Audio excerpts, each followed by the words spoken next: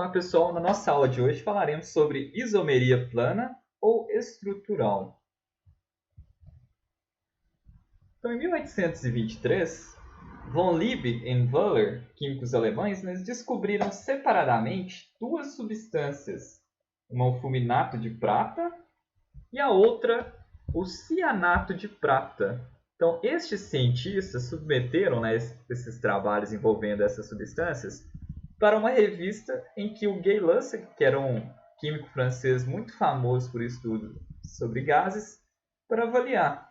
E com isso ele percebeu que os dois compostos, apesar das propriedades diferentes relatadas nos trabalhos, tinham a mesma fórmula molecular. Então assim, o Gay Lussac, quando ele apresentou essa coincidência, assim, digamos, para Berzelius, outro autor da época muito conceituado, eles discutiram e, junto com o trabalho que Wöhler apresentou posteriormente, envolvendo mais duas substâncias que possuíam a mesma fórmula, porém propriedades diferentes, então eram elas aí o cianato de amônio e a ureia. Então, a partir de todos esses resultados, estes cientistas apresentaram o seguinte, que os compostos avaliados, eles apresentavam a mesma composição de elementos, porém apresentavam diferentes disposição destes átomos naquelas substâncias. Então, dessa forma, como a disposição dos átomos eram diferentes, a gente tinha diferentes ligações químicas, diferentes posicionamentos daqueles ligantes, e assim as propriedades físicas ou propriedades químicas se justificavam como diferentes. Então, eles definiram, para explicar esse tipo de caso, o que chamamos hoje de isômeros. Então, Berzelius utilizou essa palavra isômero porque ela significa iso mesmo e mero parte.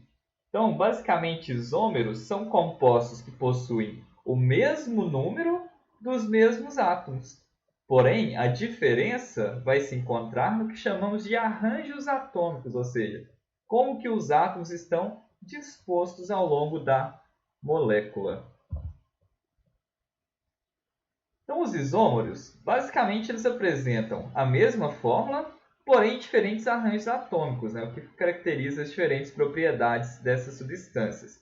Porém, a gente pode separar os tipos de isomeria em dois grandes grupos. Primeiro, isomeria plana ou estrutural, e o segundo de isomeria espacial. Então, a isomeria espacial, a gente tem mesmas fórmulas químicas, mesmas ligações químicas também, porém diferentes arranjos espaciais.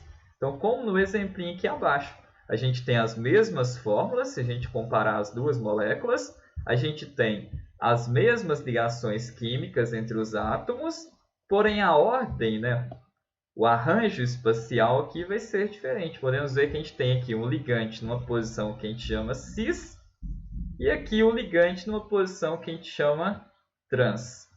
Já a isomeria plana ou estrutural, que vai ser o foco da nossa aula de hoje, a gente tem as mesmas fórmulas químicas, mas estes compostos vão se diferenciar pelas suas diferentes ligações. Então, por exemplo, no caso do propan-2-ol, esse álcool, a gente tem aqui a ligação química com a hidroxila no carbono 2.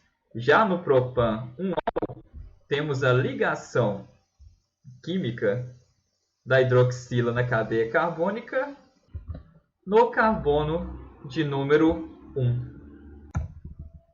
Então, basicamente, a isomeria plana ou estrutural, a gente vai ter compostos que se diferem apenas pelo arranjo das ligações na molécula. Então, a única diferença nesses compostos vai ser a localização daquelas ligações químicas entre os átomos.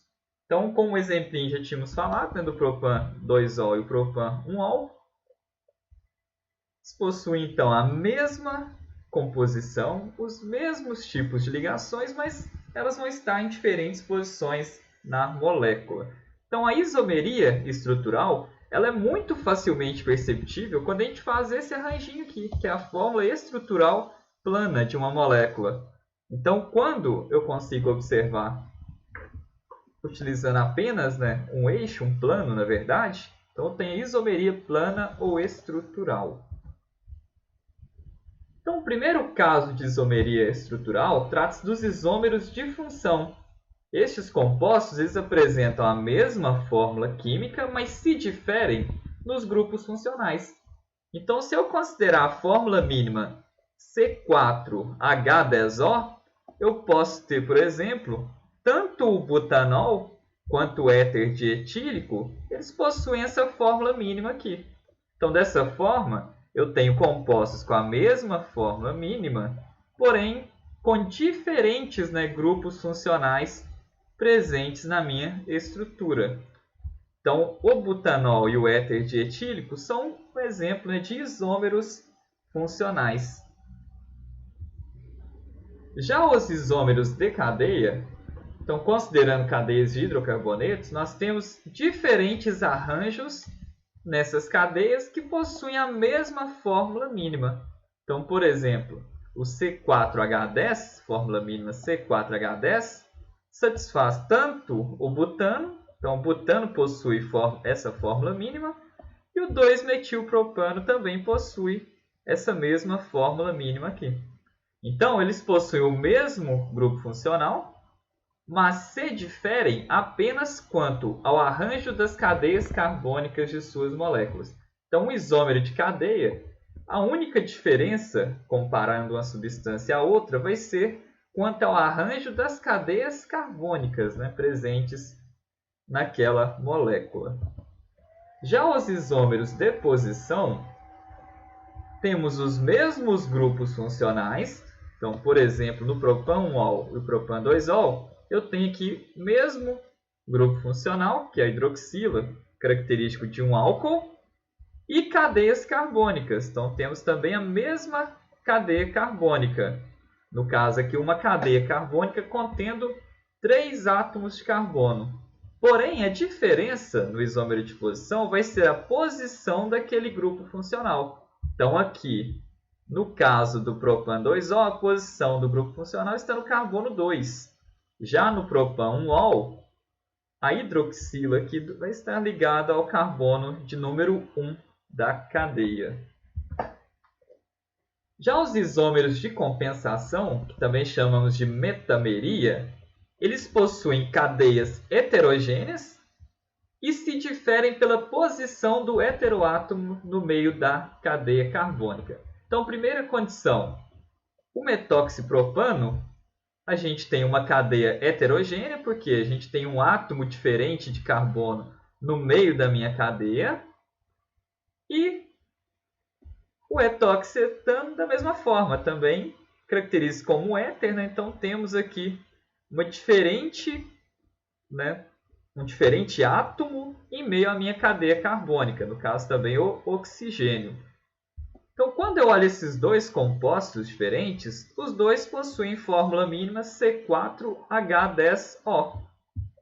Então, possuem a mesma fórmula mínima, são características aí da mesma função orgânica, temos aqui 2 éteres, e o que observamos de diferente nos dois é a posição do heteroátomo.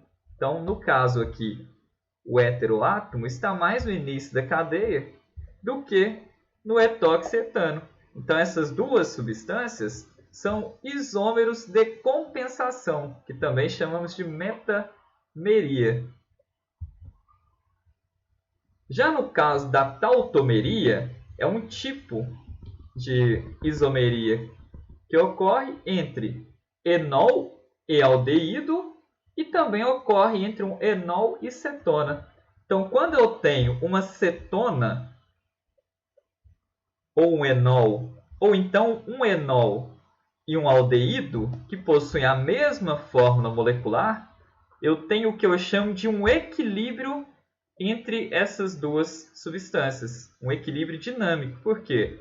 Ao mesmo tempo que eu posso ter uma cetona, então a cetona característica aqui desse grupamento carbonila na minha cadeia, eu posso ter também, ocorrendo nesse sistema, a quebra dessa ligação dupla da cetona, fazendo então com que esses dois carbonos formem uma nova ligação dupla entre si.